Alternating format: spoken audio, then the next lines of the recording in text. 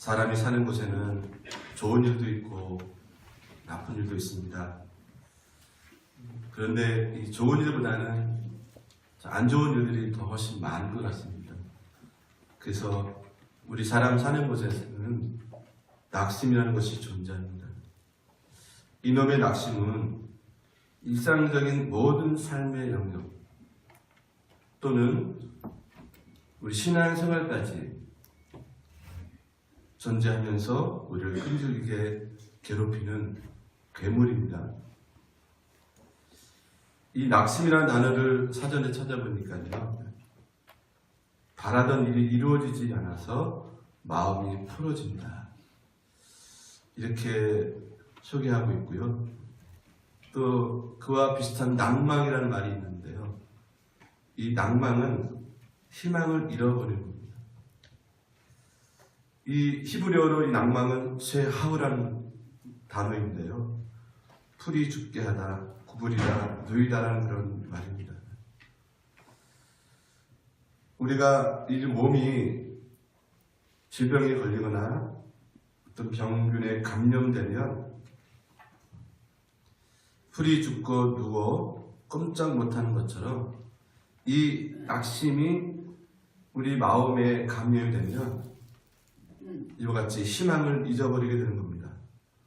무기력해지는 것이고요, 쉽게 포기하게 되고요, 사람 만나는 것도, 일하는 것도, 교회 오는 것도 싫어지게 됩니다. 그래서 온갖 스스로 아픔에 사로잡히게 됩니다. 오늘 이 말씀 함께 읽었는데요,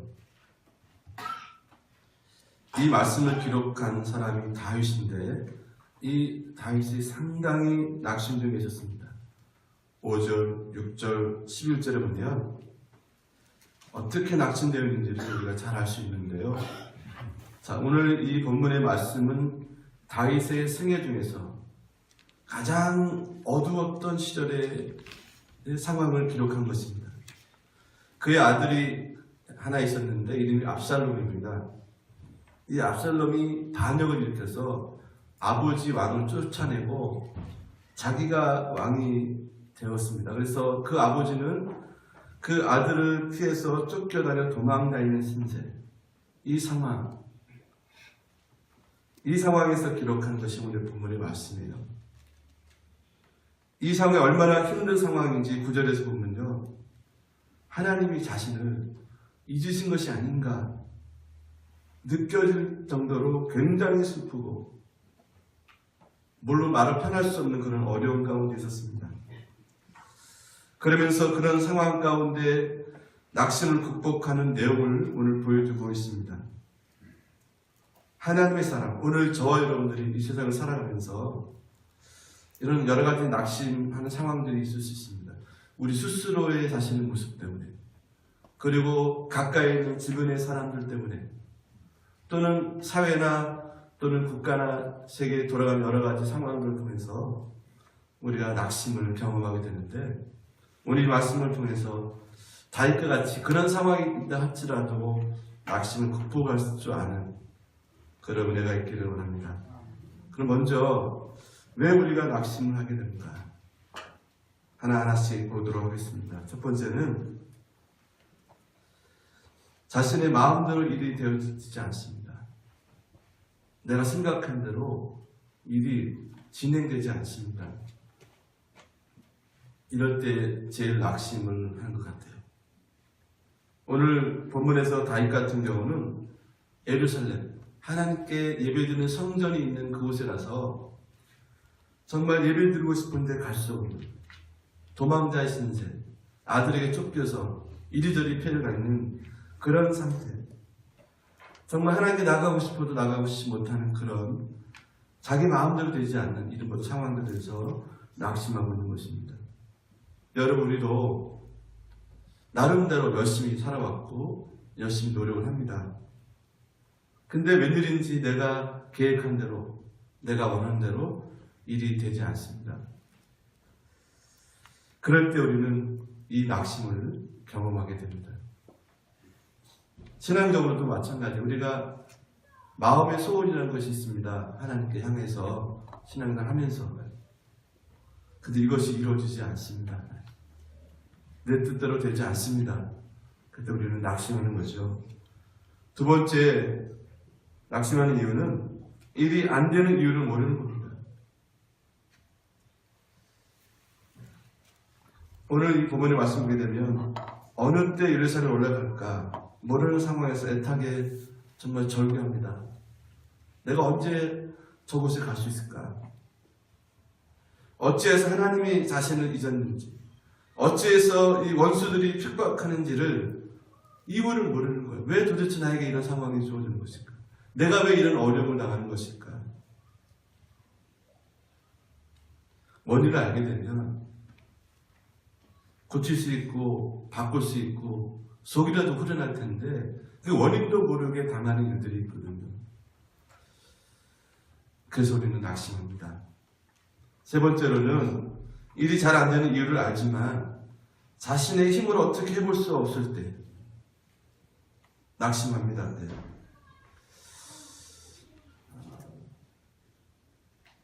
부모가 되보니까요 그런 경우가 있습니다.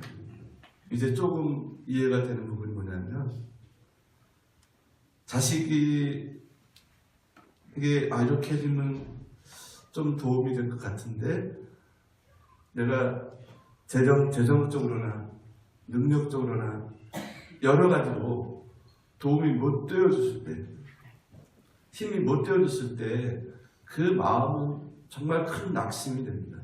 좀 더 좋은 환경에서 공부하고 가르칠 수 있을 텐데 근데 상황이 내 힘으로 되지 않을 때 아닌 게 아니라 정말 낙심이 됩니다. 길이 보이는데 그 길을 갈 수 없는 겁니다. 우리가 세상에서 사업을 하게 되면 돈 버는 길이 보이는데 돈이 없습니다. 내게 능력이 없습니다. 그때 우리는 낙심할 수밖에 없는 거예요. 오늘 다윗도 자기는 그곳에 돌아가고 싶지만 고향으로 내가 하나님께 예배드리는 가족으로 돌아가고 싶지만 돌아갈 능력이 자기한테 없는 겁니다. 그래서 이 다윗은 낙심을 하고 있습니다. 또 하나는 뭐냐면 네 번째로 다른 사람들로부터 좋지 못한 평가를 받을 때 낙심합니다. 사람은 무엇으로 사느냐라고 했을 때 사람들에게 사랑받고 인정받고 존중받는 겁니다. 근데 아무리 부족해도 주변에서 인정해주지 않으면 사랑해주지 않으면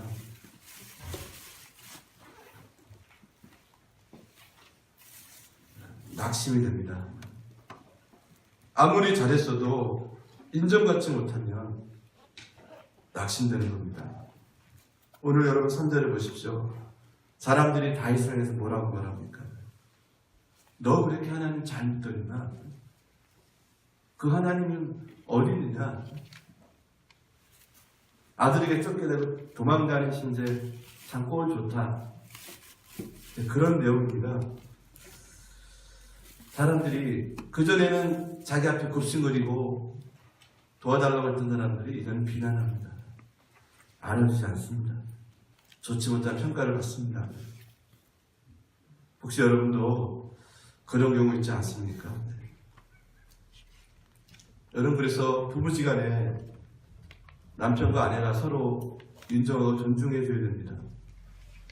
그 이물이 없다고 오래 살았다고 함부로 말하고 함부로 평가해서는 안 됩니다. 가정에서 사랑받고 존중받지 못하면 우리가 어디 가서 사랑받고 존중받을 수 있겠어요?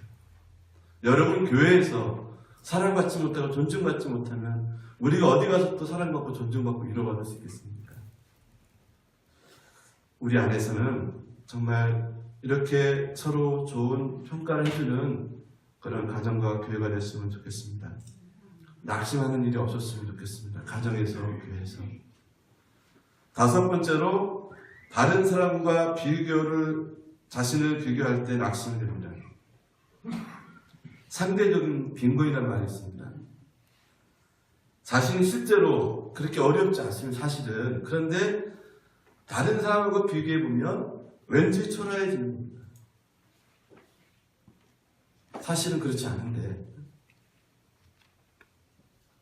이제 명절 때 뭐 다른 가족들 만나거나 또 교회 안에서도 마찬가지고요. 상대적인 빈곤을 느끼는 거죠. 여러분 그러지 마십시오. 저는 항상 하나님 갖고 사는 마음의 또 삶의 태도는 뭐냐면요. 첫째 비교하지 않는 것.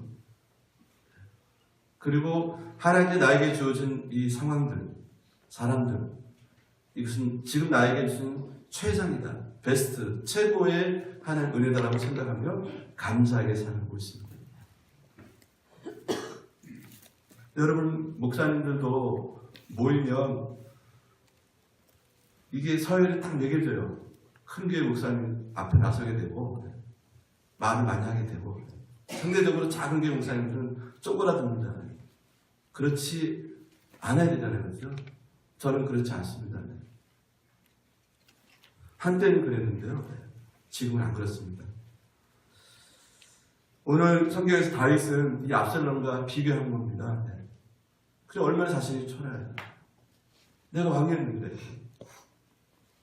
그것도 다른 사람도 아니고 자기 아들에 의해서 이런 꼴이 당했으니 얼마나 그에게 상대적인 빈곤을 느꼈겠습니까? 여러분 비교하지 마십시오. 우리 각자 나름대로 존귀한 사람들입니다. 여섯 번째로 스트레스를 감당할 만한 힘이 없을 때 우리 낙심하더라고요. 살면서 스트레스 받는 사람이 어떻겠습니까? 목사님 저도 스트레스 많이 받습니다.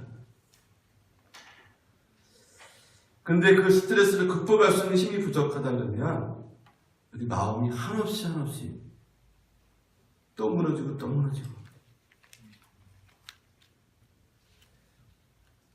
이 다윗이 얼마나 스트레스 받았겠어요. 졸지에 도망자 신세가 됐으니 맨 위에 있다가 맨 밑으로 떨어졌으니 말이죠. 이 상황이 얼마나 스트레스 받겠습니까? 여러분 이제 뒤에 나오고 있습니다만요. 이 모든 어려운 상황들 주님 안에 답이 있고 여기에 하나님의 은혜가 있습니다. 자, 그러면 우리가 이런 상황들 그 밖에도 여러 가지 우리를 낙심하는 요소들이 있습니다. 자, 그러면 오늘 다윗은 말씀을 통해서 그 낙심을 어떻게 극복했는지를 잘 보여주고 있는데요.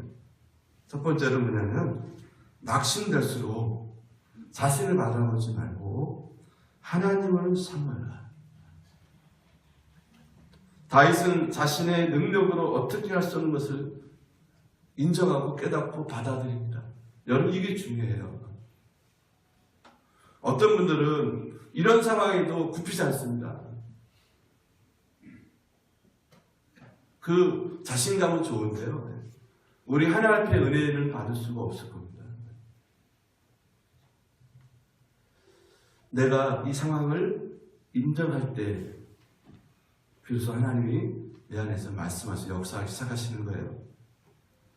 그래서 다윗은 그 자신을 바라보지 않고 하나님 바라봅니다. 여러분 1절에 보십시오.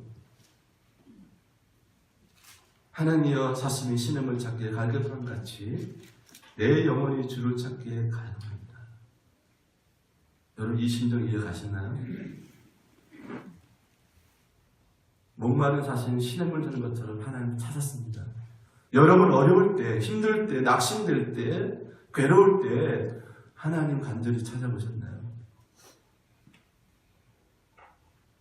자, 여기서 사슴이라는 것은 암사슴을 말하는 겁니다. 이스라엘은 대부분 광야이기 때문에 풀이 많지 않고 물이 귀합니다. 특별히 4월부터 9월까지는 비가 안 오는 건기입니다. 풀도 없고 물도 없습니다. 그런데 참 아이러니하게도요, 요때가 암사슴들이 새끼를 내는 기간이에요. 그러니 이 암사슴들은 열이 많은 동물이라 해서 물을 자주 먹어야 되는데 새끼는 맺죠, 목은 마르죠, 물은 없죠, 풀은 없죠. 그러니 여러분 얼마나 갈급하겠습니까? 이리 뛰고 저리 뛰고 막 돌아다니는 겁니다. 다윗은 지금 그 심정이라는 거예요. 내가 이런 상황에서 사람을 찾아보기도 하고 뭔가 해결을 하려고 했지만 이게 안 되는 걸 알고 내 자신을 깨닫고 내가 하나님을 찾아야겠다, 만나야겠다라는 갈급함이 얼마나 갈급했는지 이 암사슴을 들어서 자기를 의인하고 있어요. 바로 그겁니다. 우리가 세상을 살면서 낙심을 극복하는 길은 사람을 찾아다니고 방법을 찾아다니고 꾀를 부리고 어떤 능력의 사람을 만나는 것이 아니라 하나님을 만나기를 간절한 마음을 가져야 된다.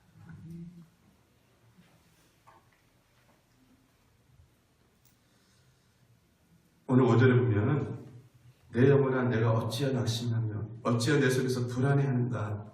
너는 하나님께 소망을 두라. 그가 나타나 도우심을 말미암아 내가 여전히 찬송하리로다.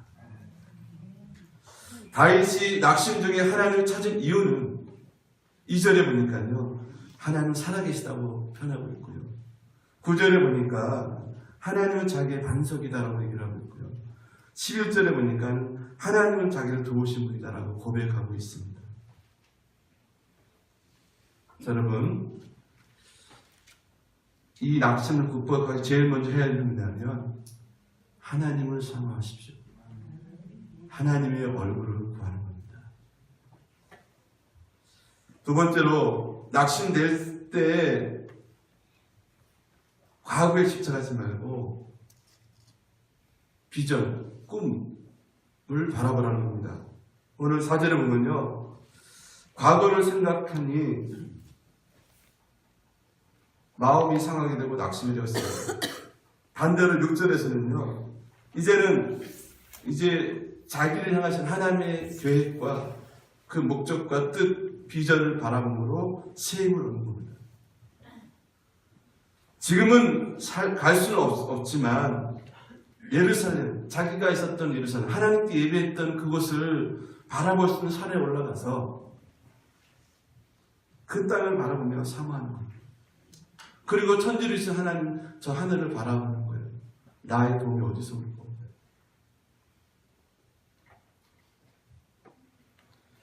과거에 집착하며 현재 그렇지 못한 것 때문에 한탄하고 있으며 웬일인지요, 더 낙심의 그 골짜기로 우리는 깊이 들어가더라고요. 이런 경우 이제 세상이 말하는 긍정적인 마인드가 아니라요, 하나님께서 나에게 주신 그 원래의 목적을 다시 바라보는 겁니다.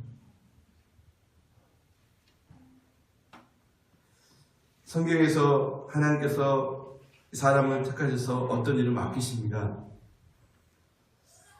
그 맡기기 전에 그 사람들의 상황과 상태를 보게 되면요, 대부분 한결같이 대부분 약하고 가난하고 미련한 자들입니다. 인생의 바닥에서 헤매는 자들, 그런 자들을 하나님 택하시더라고요. 그런데 하나님은 그들에게 뭘 주시냐면요, 꿈을 주십니다. 소망을 주시고 삶의 목적과 세상에 하신 하나님의 계획과 목적들을 보여주시고 말씀해 주십니다. 그리고 그 비전으로 사람들을 열광하고 흥분하게 하고 감동하게 합니다. 그래서 헌신하게 합니다. 그리고 그 꿈을 하나님 이루어 주십니다. 하나님 주신 이 비전은 처음에는 우리와 전혀 상관없는 꿈 같은 일입니다. 더디 일어날 수 없는 일들이지만은 믿음으로 받고 기도하면서 나아가면 전혀 가능성이 없던 그 일들이 점점점 선명하게 보이고 결국은 그것이 성취되어 갑니다. 하나님께서 그렇게 행하시는 거예요. 세 번째로는요, 낙심될수록 자기 자신에게 긍정적인 대화를 하라는 겁니다. 자기 자신에게 긍정적인 말을 하면서 자기에게 시험 임하고 병든 자신이 치유가 되고 낙심이 사라지게 되는데요. 오늘 5절 11절 보시게 되면 다윗은 그렇게 말합니다. 스스로에게 낙심하고 도전하지 말고 하나님만 바라보자. 하나님만 찬송하자. 이렇게 되뇌이고 여러분, 이것이 뭐냐면요, 이 상황에서, 이 삶의 자리에서, 이 마음의 자리에 내가 주님 모시겠다는 겁니다. 주님이 나의 왕이 되어달라고 고백하는 겁니다. 가끔 저도 그렇고요, 사람들은 혼자 중얼거리는 때가 있습니다. 심리학자들에 의하면요, 사람은 항상 자기 자신에게 말을 하고 산다고 얘기를 합니다. 보통 다른 사람과 대화할 때 1분당 평균 150개에서 200개의 단어를 말하는데 자기 자신과 대화를 할 때에는 엄청난 빠른 속도로 1분에 1300개의 단어를 말할 수 있다고 합니다. 혼자서 말할 때, 자기 자신이 말할 때. 그래서 나 자신과 대화를 심리학자들은 셀프 토크라고 말하는데요. 사람의 말에는요, 능력이 있습니다. 내가 부정적인 말을 계속 들으면 부정적인 사람이 됩니다. 여러분, 어려서부터 얘 나갈 죽을 놈아, 망할 놈아, 이런 소리 계속 들은 사람들은 그냥 망하는 겁니다. 근데 망하는 상황이지만 긍정적인 말을 해. 아이고 예쁘다, 사랑스럽다, 너는 잘할 수 있어, 너는 하나님 특별한 사람이야.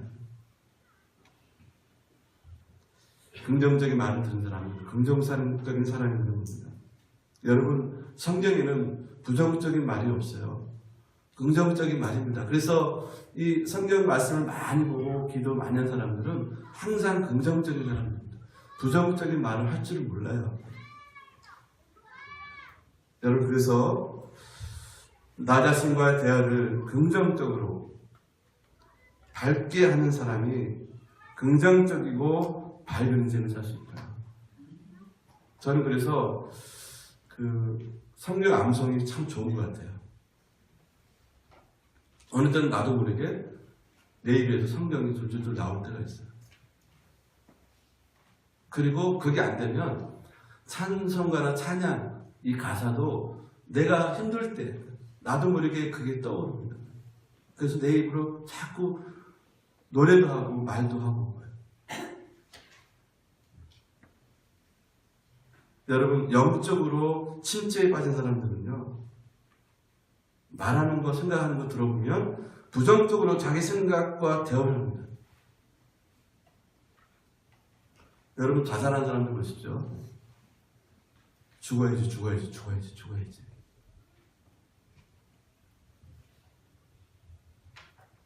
정말 죽는 겁니다. 영적인 침체에서 자유롭게 되려면 먼저 자기 자신에게 대화를 긍정적이고 신앙적이고 덕스럽게 용기를 주는 대화를 해야 됩니다. 여러분, 내가 하는 말이 내가 듣고 있습니다. 내 마음이 듣고 있고 또는 다른 사람이 듣고 있습니다. 여러분, 이왕이면 우리가 소망의 말을 하면 얼마나 좋겠죠. 옛날에 우리 부모님들은 먹고 살기 힘드니까 그 믿음이 없으니까 더군다나 그냥 하여튼 입에 쌍소리부터 시작해서 벨 소리 다 듣고 하셨는데 돌아보니까 나도 모르게 그걸 하고 있더라고요. 그래서 그럼 예수 믿은 게 얼마나 감사한지, 그런 것이 예수 이름으로 다 근데 끊어지고 변화돼서 소망의 말을 할 수 있게 해준 게 얼마나 감사한지 모르겠습니다. 여러분, 사람에게는 하나님도 함께 하시지만 우리 죄된 인간에게는요, 사단도 함께 합니다. 사단도 우리에게 생각을 집어넣습니다. 심지어 예수님에게도 생각을 집어넣는 거 보십시오. 여러분 그래서 분별할 수 있어요. 이것이 하나님을 도운 생각인지 마음인지 상황인지 우리가 분별해야 됩니다. 그리고 우리가 받아들일 때 이것은 내가 사단이다 그러면 밀어내야 됩니다. 내가 수용하고 받아들이면 나도 모르게 언젠가 그 잠재의식이 있다가 그게 튀어나옵니다. 화날 때 여러분 보십시오. 독소리 나옵니다. 독소리.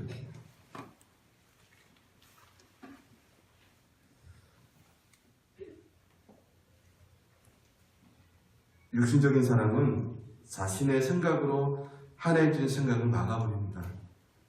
그러나 영적인 사람은 하나님의 생각을 받아들이는 겁니다. 그리고 사단적인 사람은 사단의 생각에 순종하고 사단이 기뻐하는 일을 하게 되더라고요. 자, 또 하나는 뭐냐면 네 번째로 낙심될 때 그럴 때일수록 찬송을 해야 된다.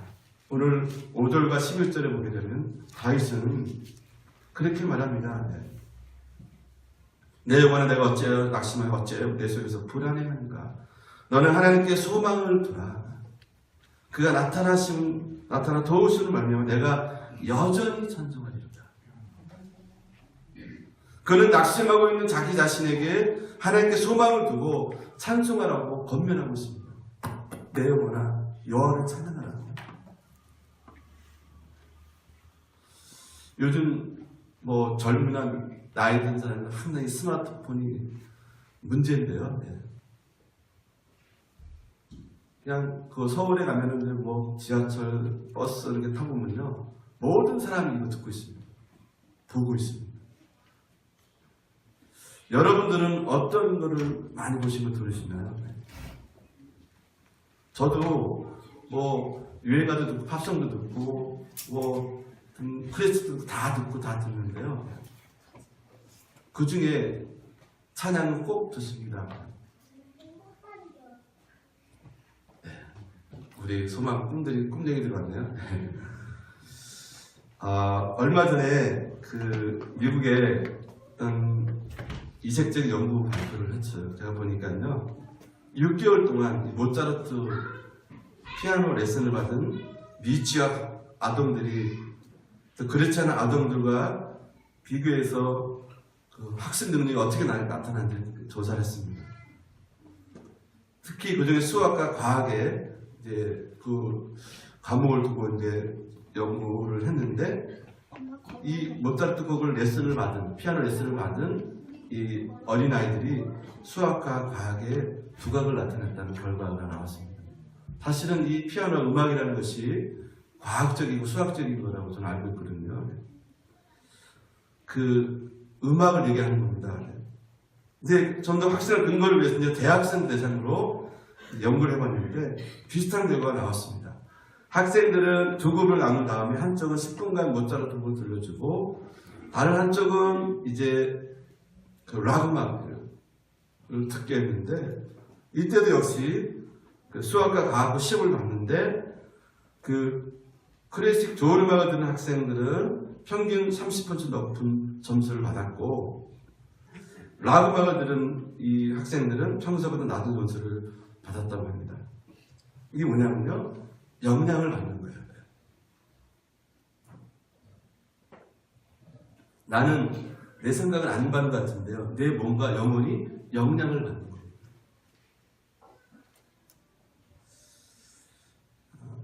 사실은 식물도 이런 음악을 들으면 그 상황이 달라진다고 그러잖아요. 그런데 여러분 하물며 영적인 존재를 우리 인간은 어떻게 했습니까?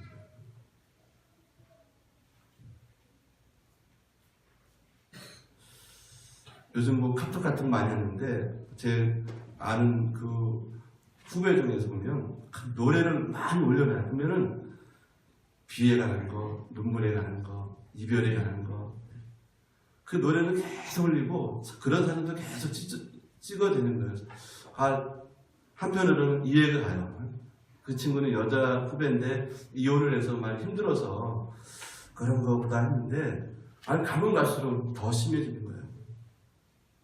그래서 제가 좀 밝은 노래를 들어봐요. 그렇게 권면을 했는데요. 요즘은 음악 치료라는 것도 있습니다.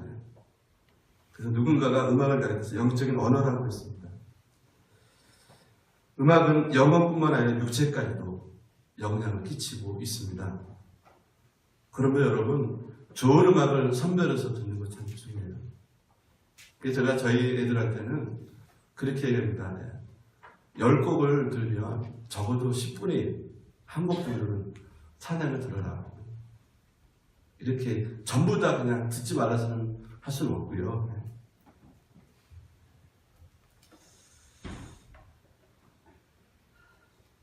여러분, 힘들 때 기도도 안 되고 예배도 안 되고 어려울 때 한번 찬양을 들어보시고 불러보십시오. 달라질 겁니다. 5번째로 낙심될 때일수록 지난날을 베푸시는 은혜를 기억하라. 오늘 6절입니다. 내 하나님의 내 영혼 내 속에서 낙심됨으로 내가 요단강 헤론과 미살산에서 주를 기억하리라. 다윗은 말할 수 없는 낙심 중에서 지난날을 베푸신 은혜를 기억해 봅니다. 돌아보니까 하나님 나쁜 하나님이 아니셨어요. 자기가 수많은 어려울 때 자기를 건지시고 도와줬던 하나님이었던 것을 기억해내는 겁니다. 아, 내가 지금 어렵지만 하나님 나를 그때처럼 나를 도와주실 거예요.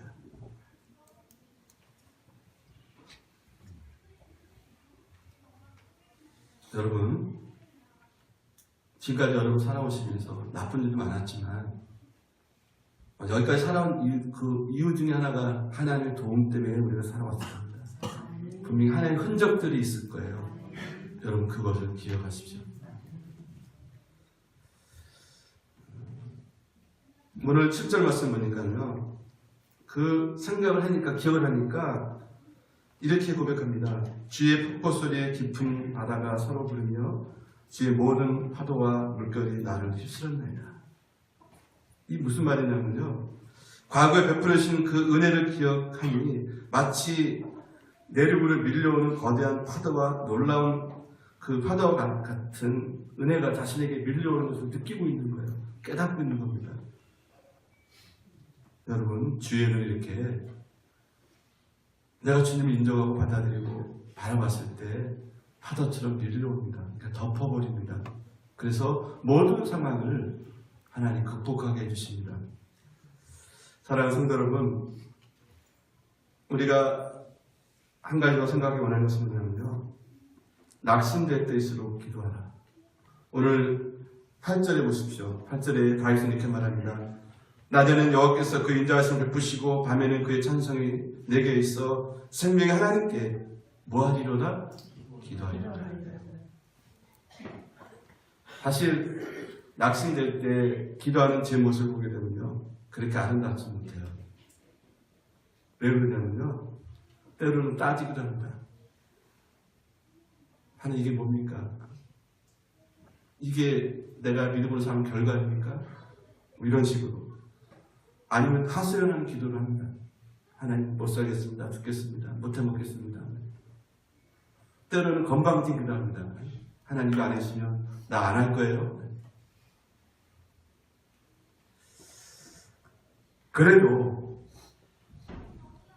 그래도 기도를 하다 보면요.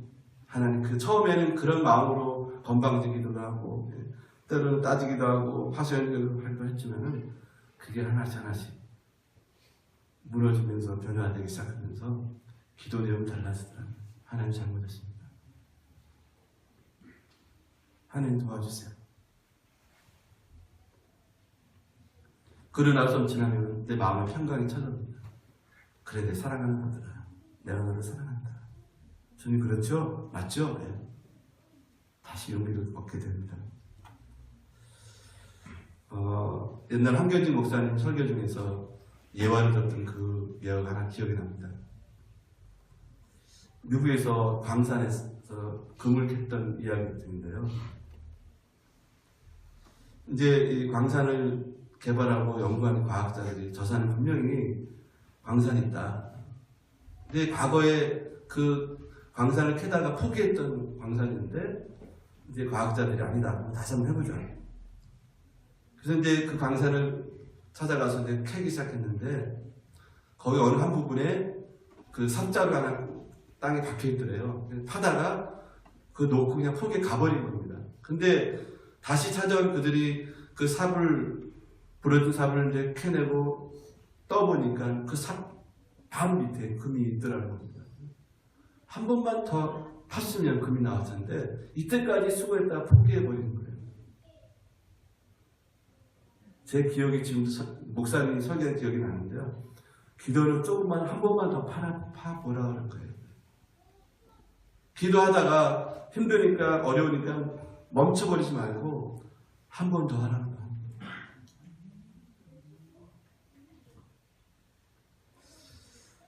여러분 낙심될 때 한 번만 더 기도해 보십시오. 주의 은혜가 있을 것입니다.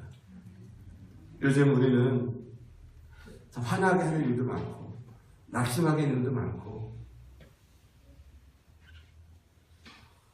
자, 그럴 때 우리는 이 낙심은 사단으로부터 주는 마음들입니다. 저는 이 세대의 우리 모든 사람들이 낙심하지 않기를 오늘 이 말씀을 통해서 저와 우리 모두에게 주신 말씀으로 믿습니다. 여러분, 이제 믿음으로 다시 오뚜기처럼 일어나시기를 바랍니다. 그래서 여러분이 주어진 환경들을 능히 감당하시는 하나님 힘을 주실 겁니다. 그 힘으로 승리하신 여러분 되시기를 주의 이름으로 축원드립니다. 기도하겠습니다.